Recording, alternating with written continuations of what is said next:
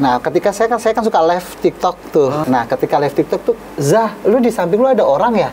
Aku sendiri kok, orang gitu sendiri. Ada orang, bapak-bapak. Katanya, Zah, nasi basi dan ada apa hewan kecil-kecil itu. Itu benar-benar sihir. Saya menyebutnya telur caruluk. Pas aku pulang, itu jam sekitar jam 12-an, mereka semua di bawah. Ada apa? Ada pocong di balkon. Itu berkata di kaca, jedak, jedak, jedak. Hati-hati, ada, pokoknya kamu akan mimpi. Bener ya, aku mimpi di situ. Mimpi ada kera meluk aku.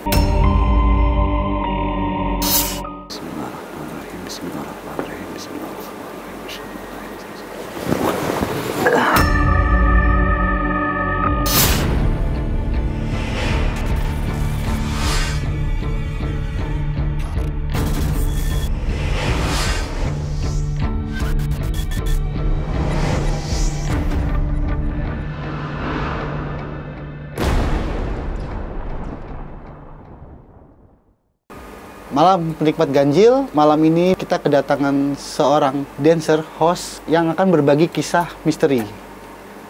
Enza Deka. Ya, selamat malam. Dan juga. juga. Malam. Dan juga kedatangan seorang spiritualis dari Banten. Langsung kita akan berbincang-bincang mengenai apa sih di balik kisah misteri yang mau disampaikan oleh Deka. Dan mungkin bisa perkenalkan diri, Enza Deka. Ya, salam kenal. Aki, salam kenal. Selamat malam, nama saya Enza Deka. Saya asal dari Bandung, Mix Bali. Gitu. Jadi saya akan ada menceritakan suatu kisah mungkin ya. Jadi ini benar-benar di luar nalar ya. Jadi saya itu, waktu itu saya punya, jadi sebelum kejadian, saya itu punya asisten. Iya. Saya tinggal sama asisten aku di salah satu apartemen Jakarta Selatan. Ada usaha kecil-kecilan tuh. Nah, ketika itu saya kenal dengan seseorang. Ya istilahnya saya suka sama dia, gitu kan. Akhirnya kita jalin hubungan. Lumayan juga saya sama dia 3 tahun. 3 tahun. 3 tahun hubungan sama dia. Hubungan ya. Tapi lama-lama kesini tuh agak beda. Gitu. Asisten aku dimarahin sama dia. Akhirnya serba salah aja dia tuh. Banyak penekanan. Iya, penekanan. Akhirnya kan aku punya usaha makanan kayak sambal gitu kan. Selain aku nyanyi juga, jadi ya masih lancar lah. Akhirnya, udah aku juga bisa, dia bilang begitu. Oke, akhirnya di-cut lah itu pembantu aku. Nah, kita keteteran. Barang kedua aku bantu asisten aku lagi, ambil asisten lagi dari Cirebon. Sama juga, nggak bertahan lama. Aku udah, apapun yang dia mau, aku selalu bantu. Apapun dia ingin, aku selalu bantu, gitu. Akhirnya ketahuan lah ada sesuatu hal yang negatif. Selingkuh lah. Selingkuh. Pas aku keluar kota, dia bawa itu orang itu ke situ. Akhirnya kita putus pun drama itu. Akhirnya dia buat grup sama manajer aku, produser aku, wah jelek-jelekin aku lah itu. Ya udah kita putus, tapi nggak pergi-pergi dari tempat aku tinggal di apartemen. Dianya. Tetap meskipun itu. Udah ketahuan selingkuh, tapi saya tetap ya namanya well aja karena dia juga bantu programku juga kan itu. Akhirnya ya udah selingkuh lagi lah itu ya kejadian. Selingkuh lagi. Oh, bukan yang pertama. Bukan pertama. Jadi selingkuh lagi, disitulah ketahuannya sama aku. Ya udahlah, kita kayaknya break aja. Aku pergi tuh sama manajer aku, pergi jauh. Aku nggak pulang-pulang. Akhirnya dia pergi beresin pakaian semua, dia tinggal. Tapi di situ dia sumpahin aku, lihat kamu akan susah, akan apa-apa, kamu akan bunuh diri di situ gitu. Sempat ada ancaman. Iya, ada ancaman itu, benar sekali. Kerasa sih akhirnya aku pas udah itu dia pergi, aku di rumah sendiri tuh. Nah, setiap jam 11 siang itu ya Ki ya, ada kayak suara koin, koin gitu. Bunyi ketak gitu. Kadang-kadang ada geser. Benda-benda gitu. Apa ya gitu jam 11. Nah, itu selalu jam 11 siang itu selalu. Akhirnya dilanjut lagi jam habis maghrib. Itu kayak ada nah begitu di atas. Akhirnya aku tanya ke security bawah, Pak, di atas tuh di nomor ini ada apa sih di atas, apa ada orang, ada penghuni atau gimana. Pas dicek sama sana nggak ada orang. Padahal udah lama tinggal situ ya? Udah lama saya di situ, udah 3 tahun. Udah 3 tahun. Nggak ada orang gitu. Oke. Nah, ketika saya kan suka live TikTok tuh. Oh, iya. Suka live TikTok. Nah, ketika live TikTok tuh katanya, Zah, lu di samping lu ada orang ya? Aku sendiri kok, bilang gitu, sendiri. Ada orang, bapak-bapak katanya. Ah iya, aku sampai nengok, aku ya merinding juga tuh, aku merinding. Enggak, aku sendiri, itu benar-benar lagi live. Semua orang di situ hampir 300 orang yang lihat, itu aku katanya ada orang. Akhirnya aku undang teman aku. Teman aku itu dia sahabatku banget. Dia kerja sebagai manajer rumah makan di Kuningan, Jakarta Selatan. Udah deh, lu tinggal sama gue sendirian nih, aku bilang gitu. Kalau lu tenang aja, nggak usah bayar apa-apa lah, pokoknya lu nemenin aku, oke gitu. Pas malam dia nginep, paginya kita masak nasi. Dan nasinya itu benar-benar basi. Dengan seketika? Seketika itu, katanya, Zah, nasi basi, dan ada apa, hewan kecil-kecil itu. Iya, jam 2 dia kerja, aku juga ngajar, aku dipecat dari pekerjaanku. Di salah satu tempat gym di waktu yang sama. Dan temanku juga dipecat tanpa alasan jadi manajer itu gitu. Wah, disitulah mulai drama deh. Nggak ada pemasukan, usahaku kosong. Untung dia tuh teman baik, istilahnya nemenin aku baik-baik gitu.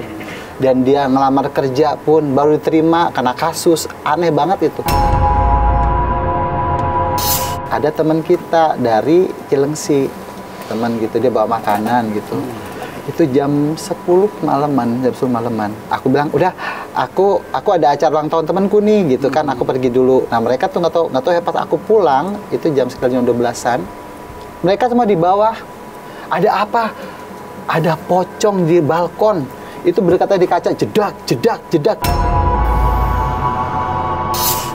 Ah iya, bilang gitu. Akhirnya kayak ke atas tapi kosong, tapi cuma bau kayak bau pandan gitu, Ki. Iya. Dan ada tanah tuh di depan pintu tuh. Tanah merah? Iya, tanah merah depan pintu. Dan disitulah, lu harus ke orang pinter deh. Akhirnya saya, ya ikhtiar ya Ki, ya maaf ya, bukan mendoakan Tuhan, tapi kan saya akhirnya ke orang pinter, namanya Bunda di daerah Banten. Dan ternyata di situ aku kena dibuat sama 3 orang. Kalau yang pertama ini emang bener, ini bener. Mengetahui dia tahu, beliau istilahnya sampai mamaku meninggal juga gara-gara beliau. Yang kedua pacarku. Yang ketiga itu bisnis untuk senam gitu. Udah, kamu pindah dari apartemen itu. Kamu mandi di laut deh, buang sial. Akhirnya aku pergilah ke Jogja. Di Parangtritis aku mandi sama manajer aku. Bener, aku mandi dan terjadi aneh tuh. Jadi laut tuh nyerang ke manajer orang-orang, tapi aku enggak ada laut gede gitu, enggak gitu. Aneh, aku baru yakin nih. Oh iya bener. Hati-hati, ada, pokoknya kamu akan mimpi buruk. Bener, aku mimpi di situ. Mimpi ada kera meluk aku.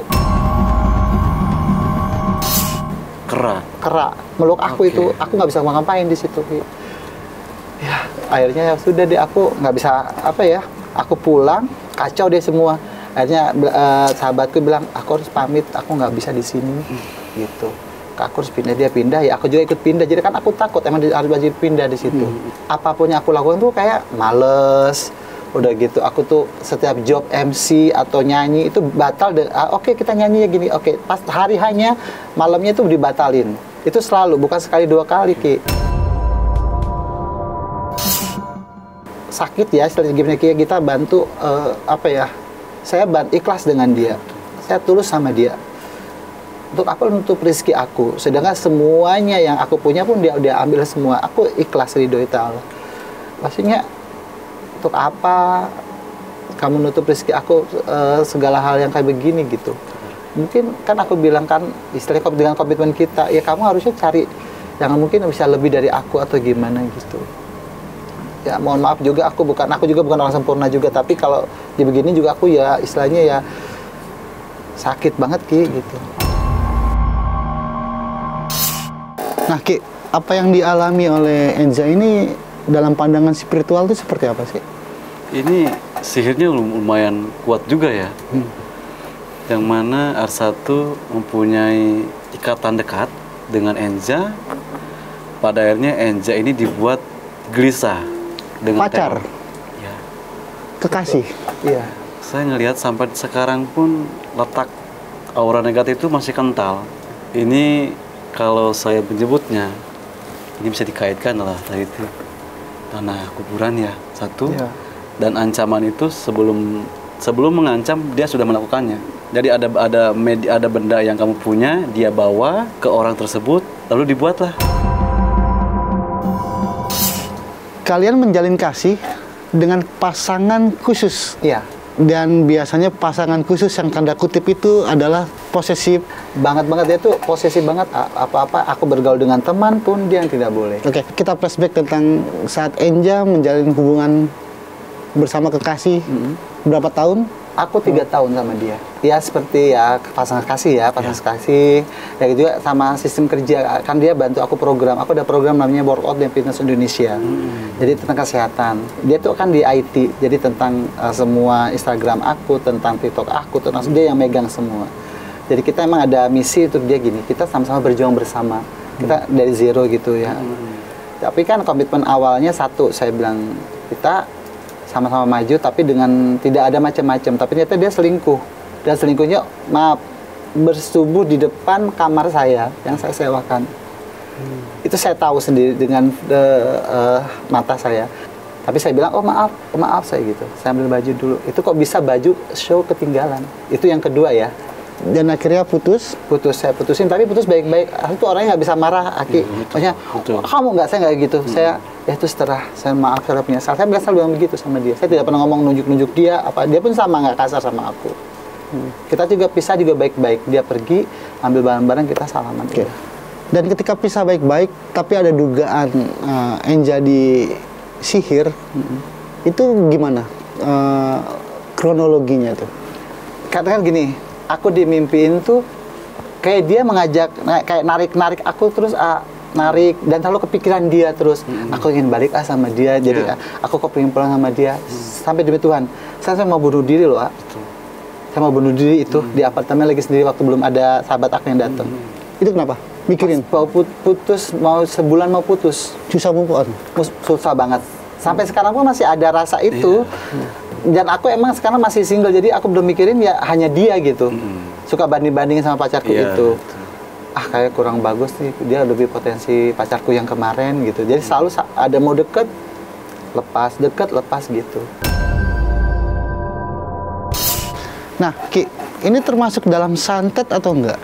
Sebenarnya awalnya bukan untuk santet.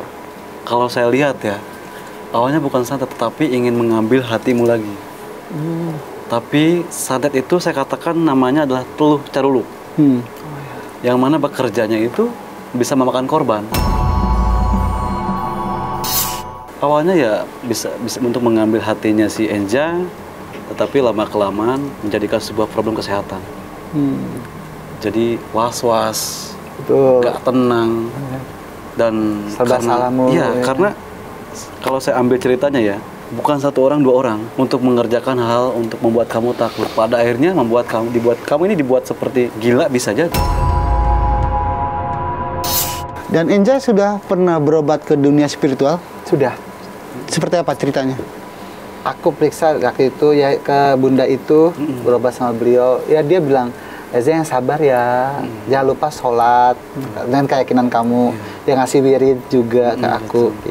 Ngasih air mandi. Nah ketika dia kasih air mandi ke aku tuh sama air garam itu ya, garam kasar gitu itu, kerasa demam, aku meriang. Wah parah banget tuh meriang, sampai aku kayak kena stroke. Nah aku bilang manajerku, wah sampai temanku, di Enza kena stroke nih. Aku bilang nggak bisa gerak, nggak bisa gerak itu. Sama dia dipijit di Al-Fatihah sama sampai beliau datang ke apartemen waktu itu. Akhirnya dia bantu aku untuk urutin semua. Dan sekarang ini itu udah berjalan berapa tahun dari sekarang? Belum setahun ya. Dan bayang-bayang itu masih ada? Masih. Termasuk di kamar apartemen? Aku udah pindah di apartemen itu. Oh, oke. Aku udah pindah dari situ. Pokoknya aku kejadian itu aku pindah dan aku baru 2 bulan pindah di daerah ini. Di lokasi yang berbeda lah. Iya, lokasi berbeda. Apa perbedaan dari tempat tinggal apartemen yang lama dan sekarang pindah ke yang baru ini? Yang baru sih alhamdulillah mulai ada job kecil-kecil gitu, tapi mulai lancar sedikit-sedikit ya gitu. Enggak. Tapi kalau yang kemarin itu sama sekali nggak sama sekali. Ah, ya Allah. Di rekeningku tinggal 2.000 rupiah gitu istilahnya kan. Bener-bener ditutup lah semuanya. Bener-bener tutup. Kalau sumpah ya demi Tuhan ya, saya demi Allah nih. Saya sama sahabat saya itu sampai kita nggak punya makanan, kita cari singkong ke bawah apartemen. Singkong rebus sama daunnya kita makan. Itu beneran itu. Aku rasa sama sahabatku itu. Aku nggak bisa ngapain itu. Biasa kan sihir itu bisa bekerja begini. Jatuhnya ke kesehatan. Lalu akan berdampak ke ekonomi. Ketika ekonomi pilotnya, apa boleh buat? Kamu bisa berhubungan lagi dengan orang yang dulu bersama kamu gitu. Ke situ arahnya. Tapi alhamdulillahnya Enja ini mau melakukan yang namanya ikhtiar sampai merasakan kayak seperti stroke. Sihir itu kan ada di beberapa letak titik pori-pori yang akan masuk ke dalam saraf. Ketika kamu merasakan asinnya air yang kamu minum, maka berbentrolan lah antara sihir dan penetralnya. Jadi dampak efeknya seperti kejang, Ya, lemas dan lain sebagainya. Iya, iya. Itu. Bisa gerak kaki juga tuh. Oke, itu benar-benar sihir. Saya menyebutnya teluh caruluk. Sihir atau teluh itu, apakah masih ada di dirinya Enja? Saya ngelihat masih karena sering merasakan di persendiannya sakit juga. Betul. Di beberapa persendian yang dulu pernah terjadi agak sedikit ngilu lah, nggak terlalu ekstrim seperti dulu kan. Dan penetral sihir itu tidak secara langsung, karena Enja terkena sihir dengan secara perlahan, dengan beberapa hantaman dari si A, B, C, dan itu akan masuk ke depan, belakang, samping, dan kamu tidak bisa sekaligus. Intinya perlahan. Dan Ki Demang, apakah bisa berbagi dengan Ganjil untuk menetralkan apa yang masih diterima di tubuhnya Enja ini? Insya Allah. Bismillah. Mudah-mudahan ada hikmah di balik semua ini. Amin, ya Allah, makasih. Enja, apakah mau dibersihkan? Mau Kita untuk banget. spesial buat Ganjil ini. Mau banget. Bisa kita langsung praktekkan? Siap. Boleh, mau Oke, banget. Oke. Siap, oke. Mau ya sekarang ya? Siap. Jadi mau? Ya, Sekarang? boleh. Silakan. Karena kasihan sekali, ini di bagian seperti ini sakit sekali. Ini Iya. sampai ke sini, Iya. merasakannya ngilu. Ya, Betul, oke. aja. Iya. Maaf, saya minta urat nadina.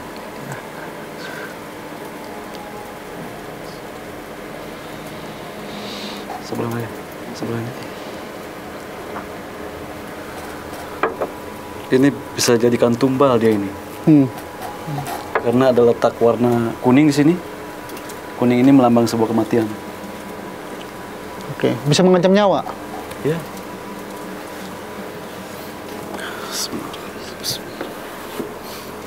Bismillahirrahmanirrahim. Kamu cium itu. Berdoa dalam hati, minta sama Allah. Bismillah. Sesuai keyakinan kamu apa? Buka mulutnya. Kalau mual, turunkan tanganmu, buka mulutmu. Kalau mual, keluarkan. Bismillahirrahmanirrahim. Bismillahirrahmanirrahim. Bismillahirrahmanirrahim. Bismillahirrahmanirrahim.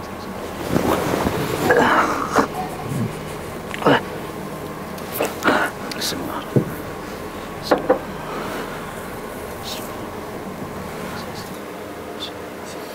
Kamu pegang ini. Kamu sebutkan apa yang kamu inginkan. Iya. Bismillahirrahmanirrahim. Bismillahirrahmanirrahim. Bismillahirrahmanirrahim. Tuangkan ke sini. Semuanya. Oke. Sini, saya pegang. Kalau berdoa, bismillah, kamu minum.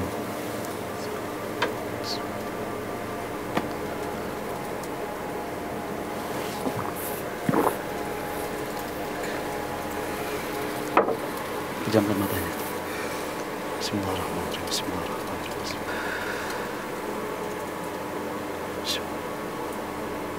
Panas.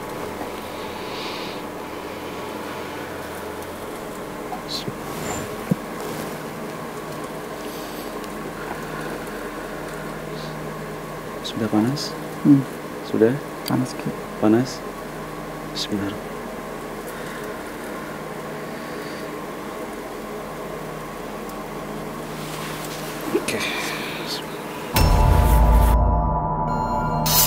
Mungkin bisa dijelasin Ki, apa yang Ki lihat atau diagnosa tuh? Jadi jadi dia punya benda kayak semacam baju entah celananya masih diikat. Dan itu harus kamu leburkan. Ambil baju gimana? Iya, itu harus dileburkan. Bisa dileburkan, bisa. Dengan menggunakan waktu ya. Karena ada bajunya itu diikat. Baju bekas dia? Iya. Dalaman? Saya bukan melihat dalaman sih, lebih kepada baju. Baju. Karena pusat permasalahan dia di bagian ini. Jadi pada ini ke sini. Persendian dia. Dan Enja apa yang dirasakan tadinya? Panas. Udah gitu. Kayak Mual. apa ya? Tadi mau muntah sebenarnya. Kayak sesek banget dada di sini tadi. Kerasa banget. Dari tadi ya terakhir tuh panas banget. Panas dan kayak kita kayaknya aduh, kayak nggak kayak mau narik napas juga kayak pahang gitu rasa kayak sininya. Ini tadi untuk dibersihkan atau emang untuk proteksi aja? Enggak, secara dohir kulit kita menggunakan ini media tadi, secara daleman kita menggunakan media itu agar apa yang dirasakan selama ini keluar dengan sendirinya. Tadi juga merasakan kayak mau keluar gitu kan ya. Cuman kan masih ditahan sama dia. Nanti ketika pulang dari sini, ketika mualkan aja sih ya, keluarkan semuanya. Itu akan bereaksi dengan cepat. Karena penyakit itu Bang, ini sudah menjalar ke beberapa persendian dan darah. Jadi orang itu ketika terkena sihir, lalu dia akan merusak organ tubuhnya. Karena penyakit ada 3, penyakit kulit, daging, dan tulang. Sementara ini dia terkena 2, kulit dan daging. Syukur alhamdulillahnya. Iya, betul. Belum terkena tulang. Ya. Kalau secara medis, kalau terkena tulang itu sudah dikatakan tak tertolong. Tapi alhamdulillahnya masih dikatakan 2, kulit dan daging. Ya. Karena insya Allah bereaksi dengan menggunakan tadi. Kalau Anda muntah ketika sampai rumah, keluarkan aja. Ya, insya Allah sehat. Bismillah, sabar. Bismillah. Di balik musibah ada hikmah. Iya. Ya, insya Allah. Dan kalau dilihat dari Enja ini, udah berapa lama sih dia bersarang di tubuhnya itu? Lebih setahun ini lebih. Iya. Lebih setahun ini lebih. Bukan seorang 2 orang yang memberikan respon seperti ini. Karena dia punya usaha juga. Iya. Nah itulah dampak seorang yang sedang membangun usaha. Itu akan mengarah pada organ tubuhmu, kesehatanmu, rezekimu. Kalau tidak dibuat usahanya hancur, orangnya dulu dibuat hancur. Nah Ki, kalau dalam tubuhnya dia ini rentan sekali nggak sih dalam serangan gaib? Iya, rentan sekali. Iya. Saya menyarankan dia agar tidak tidur sehabis asar. Sampai maghrib. Di situ rentannya. Bener. Tadi aja kesini, aduh aku ketidur nggak biasanya lemes gitu ya, tidur itu full dari jam 11 bangun-bangun tadi jam 4:30. Dan setiap mau ada acara apa pasti begitu godaannya. Iya. Itu rangsangan dari sihir. Karena kalau kita berbicara 3 dimensi aura, dari jam 1:11 malam sampai subuh, dari subuh sampai jam 3 sore. Nah, dari jam 3 sore ini aura yang diciptakan oleh manusia dengan kebencian, kebohongan, fitnah, zina dan sebagainya. Betul banget itu. Itu akan masuk ke rongganya anak Enja ketika Enja ada di alam bawah sadar. Paham tidak? Betul. Maka sesuatu apa yang kamu ingat akan hilang. Iya. Kalau orang Sunda menyebutnya akan linglung. Nah, linglung ya? Iya, gitu. Kadang-kadang sok gitu, betul, emang bener, Aki. Sok suka pikir, naon, mau ngapain ya gue ya gitu. Contohnya kayak mau handphone nih, tadi mau ngapain ya kayak gitu. Nah, itu. Terus kayak gitu. Serangan sihir ini bisa dikembalikan nggak sih oleh pengirim sebenarnya? Jangan. Dari alam kembali ke alam, dari api kembali api, dari tanah kembali ke tanah. Kalau kita mempunyai hati yang bersih, biarkanlah. Betul. Bismillah yang bertahan. Iya, betul. Dan Enja, gimana? Apakah ada rasa dendam? Saya dendam sih enggak ya. Maksudnya sakit hati ya, sakit hati kenapa sih lu nutup rezeki aku gitu. Kalau dendam aku enggak. Kalau aku mau jahat, aku datang aja ke rumahnya, ke ibunya atau gimana. Aku tahu rumah keluarganya semua. Tapi aku nggak mau. Itu apa? Saya ngelihat dari raut wajahnya ini Mas Agung ya. Itu bukan tipikal dia untuk dendam. Bang Agung ingat dengan filosofi tanah? Tanah diinjak, dikotori, diludahi, tetapi memberikan kesuburan. Itulah karakter dia. Seperti itu. Betul banget. Aku nggak mau, istilahnya orang banyak nyakitin aku, orang jahat sama aku pun, bodoh lah gitu. Oke. Yang penting jangan usik keluarga aku aja, biar dia mau hina aku sampai gimana pun. Biarkan alam yang kerja ya. Betul, Aki. Nah, Enza, Ki Demang, ini kita seru banget berbagi tentang kisah pengalaman yang dialami oleh Enza. Dan untuk terakhir menutup percakapan ini, obrolan kita ini, ada nggak sih pesan yang Enza mau sampaikan terhadap mantan yang menyerang Enza secara goib? Aku sebenarnya ada dua yang yang pertama saudara aku yang udah buat mamaku istilahnya nggak bisa berjalan sampai akhirnya cuma warisan untuk apa. Lebih baik udahlah ikhlaskan semua karena itu jalan hidup. Kamu pun juga bukan gak gratis mau membuat mama saya nggak ada, keluarganya meninggal, anak-anaknya meninggal, semuanya meninggal, 3 orang meninggal karena demi orang hanya ya lo berapa petak gitu. Dan juga untuk mantan, lupain aku, mohon maaf kalau aku punya salah, mohon maaf aku mungkin buat kasar atau gimana buat nyinggung perasaan kamu, tapi mohon maaf juga, lebih baik kita tutup aja semua kisah, tutup semua masalah aja. Makasih gitu aja. Dan mungkin Ki Demang ada yang mau sampaikan tentang serangan ilmu hitam ini? Saya sih cukup memberikan beberapa kata ya. Alam itu nyata, alam itu hidup, pergelombangan hukum alam itu akan terjadi. Tutulungkan butuh, tetalangkan sisa. Mulih kajati mulang ke asal. Di mana maneh ngelampah, didinya maneh bakal menang karmana.